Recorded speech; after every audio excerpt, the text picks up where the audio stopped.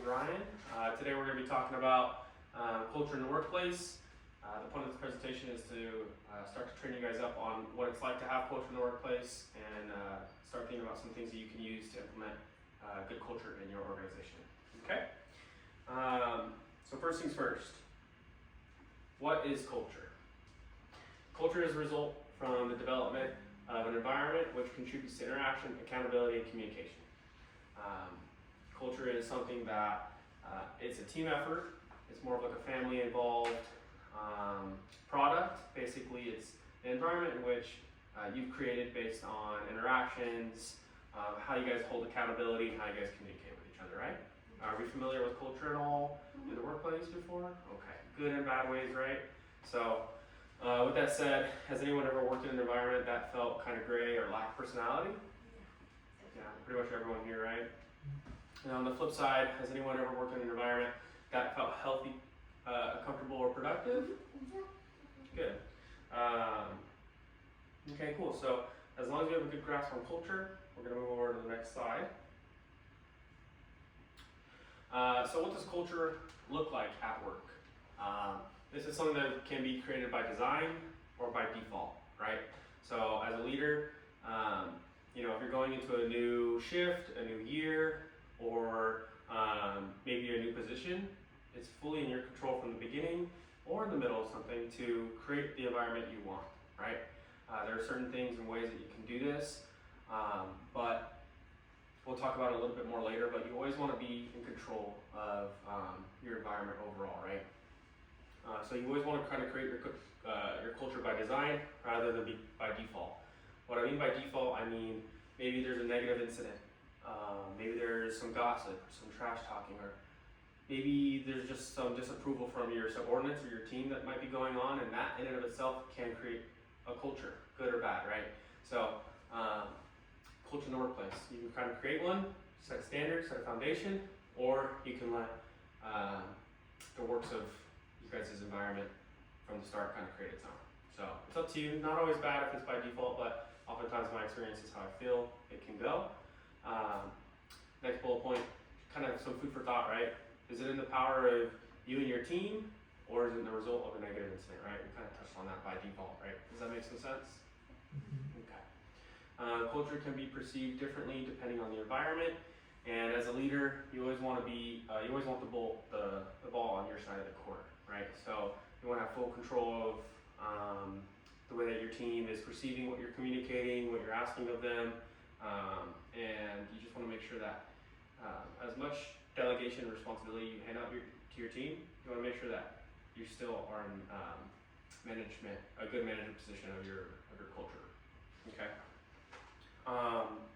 So an ideal culture in the workplace, that revolves around good values, a common goal in mind, right? You want to make the very first thing as a leader in your control. What are your values? Set the foundation. What are your goals? What are you guys aiming for? And how are you going to get there?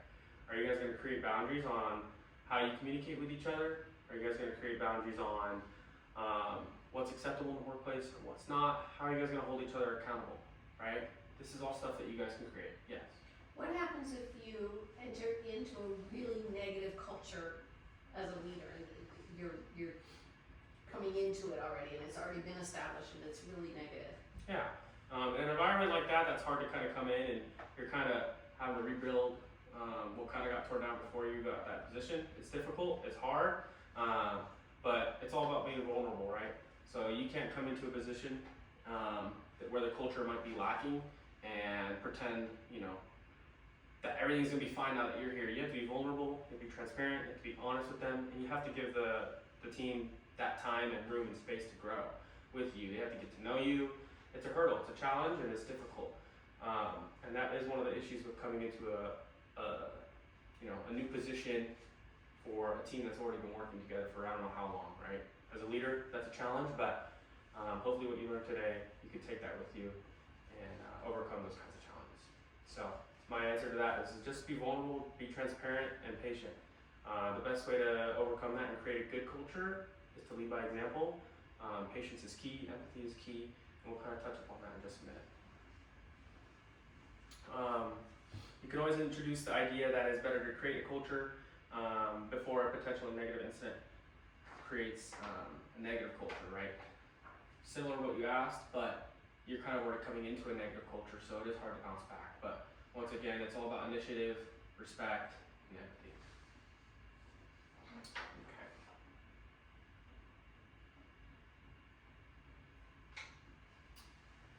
Why is it important to have, right?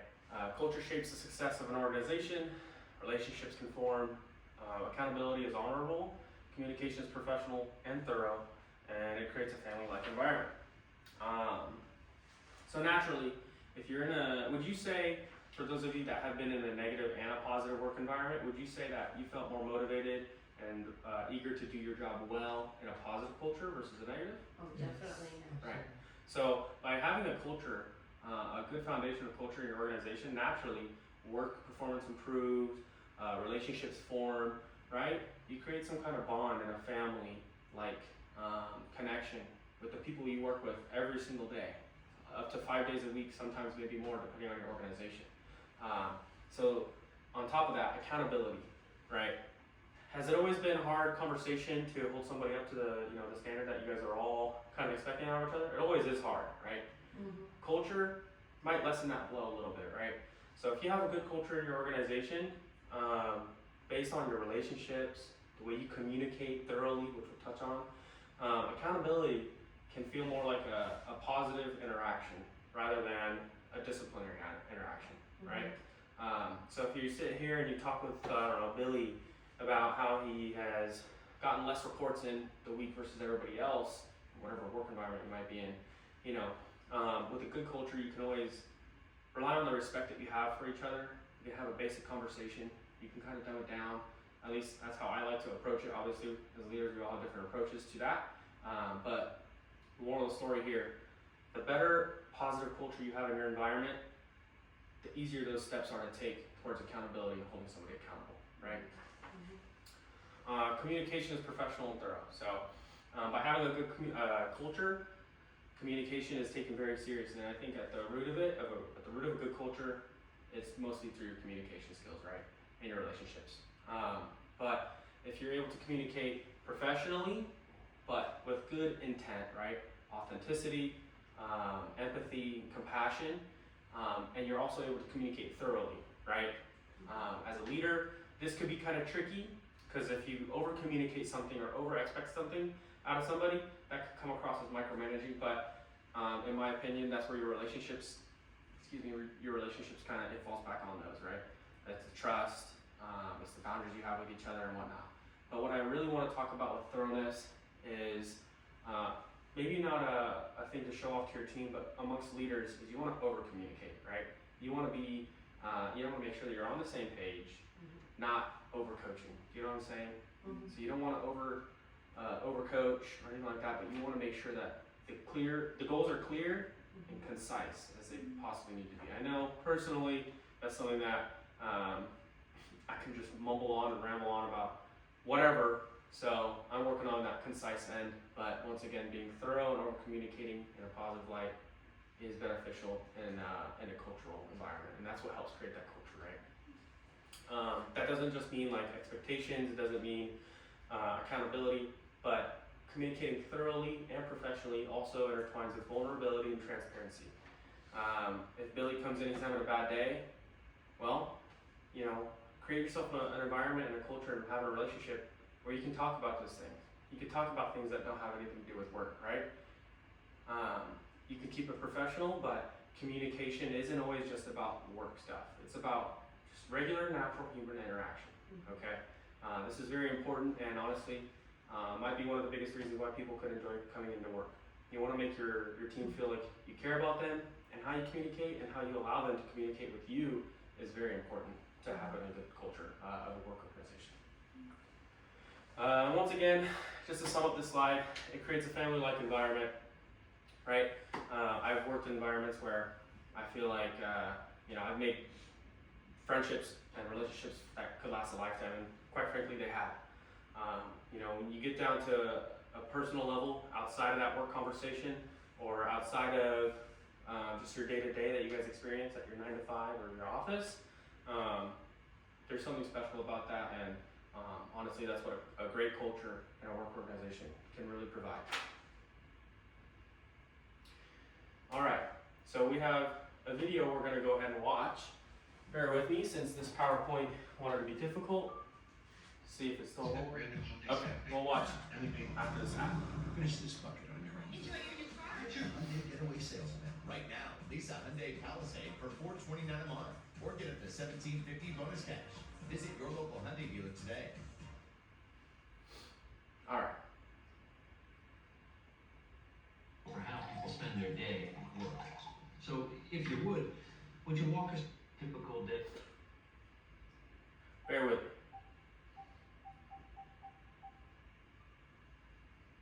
Typical day for you.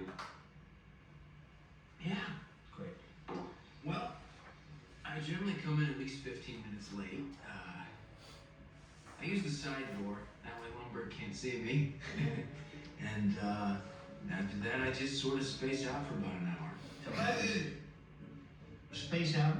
Yeah, I just stare at my desk. But it looks like I'm working. I do that for probably another hour after lunch too. I'd say in a given week, I probably only do about 15 minutes of real, actual work. Peter, would you be a good sport and indulge us and just tell us a little more? Oh yeah. Let me tell you something about TPS reports. The thing is, Bob, it's not that I'm lazy. It's that I just don't care. Don't care? It's a problem of motivation, all right? Now, if I work my ass off and Initech ships a few extra units, I don't see another dime. So where's the motivation? And here's something else, Bob. I have 8 different bosses right now. I beg your pardon? 8 bosses. 8? 8, Bob. So that means that when I make a mistake, I have 8 different people coming by to tell me about it. That's my only real motivation, is not to be hassled. That and the fear of losing my job, but you know, Bob, that'll only make someone work just hard enough not to get fired. All right. Obviously, based on that video, we can tell that that work environment lacks what? A positive culture, right? There's a culture there, and that's kind of what we touched on a little bit earlier, right? That culture was created by default, by the lack or a failure of support, compassion, and communication from his leaders, right? It created a doom and gloom, poor, negative culture. This guy knows the boundary of just enough to do enough work so he doesn't get fired, and just enough work so he doesn't have to hear from his boss, right? So, in this, what areas of positive culture is he really lacking? So, structure, right? Motivation. Sounds like there's a lot of problems more than just the culture here, I'll be honest. But it looks like there's a lack of communication, right? If he has 8 different bosses and they're all hassling him, right? They lack that relationship connection as well, right? The environment isn't very, exciting. There's no motivation, and it sounds like there's no accountability, right? This guy's been under the radar for I don't know how long, and it is okay, just enough for him to, be under the radar. But ultimately, that's not good for an organization, and it does degrade a culture naturally. So, what do you think is the point the leaders are hosting in this meeting? They're trying to build that culture, right? They've now seen, based on the failures and the reaction of probably the majority of the staff, that they're bringing people in one by one, or maybe his performance, that they're lacking something. And maybe this is their first step in the right direction, right? Like you mentioned earlier, is how do you create something out of a negative culture? How do you implement, positive things, and how do you start that? Well, this is one of those ways. Obviously, it's an office environment, so it could look differently in other organizations. But I thought that was a funny video to show you guys. Next slide here, we have how to create or implement culture. So, as a leader, encourage initiative and reinforce big and small wins, okay? That means you know what, even on Billy's worst day, him showing up, wearing his tie just right, hey dude, you look good today. You look sharp. That makes him feel good about himself, right? Maybe he's got stuff going on at home, or maybe his work performance is a little low and he just needs a little, pick me up. That's a small win. He came in looking right. He came in, he matched the dress code, he's professional. That's a small win. And that could be on many different scales. So another small win could be like, hey dude, thanks for getting that in on time. I'm having a rough week myself. I'm gonna celebrate you and your hard work because you're not lacking and it's helped me do my job better. Make them feel recognized, encourage initiative, reinforce the big and small wins, right? Be vulnerable and demonstrate accountability with compassion. As a leader, this is entirely in your control. How do you treat your team, right? How are you treating one another is going to reflect to how they treat each other and how they treat you. Okay, it's going to build respect and obviously it's going to develop a relationship, right? Being vulnerable. That doesn't mean you have to come and spill all the beans about your personal life or what's going on with the business or organization, but it means that you're willing to, break the negative cultural norms in order to encourage comfort or maybe bend the rules a little bit in, what you expect out of somebody for a day or two. Or maybe you can ask for grace, or you can remind people that you're a source for them too. You might be their boss, but it's different to be someone's boss than somebody's leader, right? Demonstrate accountability. Basically, we're human too. As leaders, we're gonna mess up. I think that one thing in my experience as a leader is when you do mess up, you take it on the chin, you own up to it, and you can even use it as a learning point or an example moving forward with maybe new hires, other leaders. It establishes a culture that's like, hey, you're gonna fail at one point, it's okay, right? By you being accountable with yourself and vulnerable with the team about that, it builds an environment and relationships that are literally just gonna benefit you just as much as we've spoken about earlier, right? It'll make that, when you have to have that hard talk with somebody, they know that it's not like, hey, I'm gonna get written up now or this. It's strictly just a learning point. Obviously, work is different for all of us. Some things are more serious than others, but if you're able to demonstrate accountability within your own failures, it'll make your team feel comfortable with growing from their failures, not being afraid to own up to their mistakes. You know what I'm saying? Compassion, obviously, right? We're big on servant leadership, right? So as a leader, you're not just the person that gets paid a little more to make sure your team's doing what they're supposed to do. You're supposed to help your team do that job. You're supposed to support them in that job. So as a leader, you must have compassion. You gotta care about them, you gotta care about the work that they're doing, and you have to change your perspective from they need to do work for me rather than how can I serve them so they could do better, so we could do better as a team.